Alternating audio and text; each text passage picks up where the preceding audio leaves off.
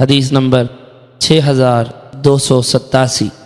حضرت جابر بن عبداللہ رضی اللہ عنہ بیان کرتے ہیں کہ یہ آیت ہمارے بارے میں نازل ہوئی۔ ترجمہ: جب تم میں سے دو جماعتوں نے بزدلی کا ارادہ کیا اور اللہ تعالیٰ ان دونوں کا مددگار ہے۔ یہ آیت بنو سلمہ اور بنو حارثہ کے متعلق نازل ہوئی اور ہماری خواہش یہ نہ تھی کہ یہ آیت نازل نہ ہوتی، کیونکہ اللہ تعالیٰ نے فرمایا ہے اللہ تعالیٰ ان دونوں کا مددگار ہے۔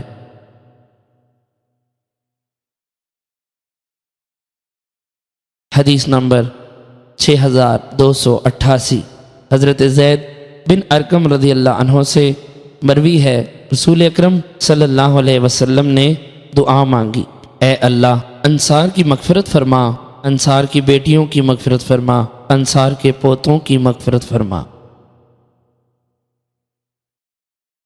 حدیث نمبر 6289۔ امام مسلم رحمۃ اللہ علیہ نے اس حدیث کی ایک اور سند بیان کی ہے۔ حدیث نمبر 6290۔ حضرت انس رضی اللہ عنہ بیان کرتے ہیں کہ رسول اللہ صلی اللہ علیہ وسلم نے انصار کے لیے استغفار کیا۔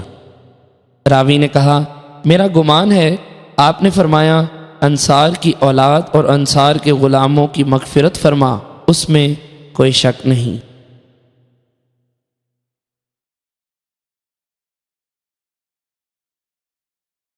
حدیث نمبر 6291۔ حضرت انس رضی اللہ عنہ بیان کرتے ہیں کہ نبی اکرم صلی اللہ علیہ وسلم نے انصار کے کچھ بچوں اور عورتوں کو ایک شادی سے واپس آتے ہوئے دیکھا تو آپ سیدھے کھڑے ہو گئے۔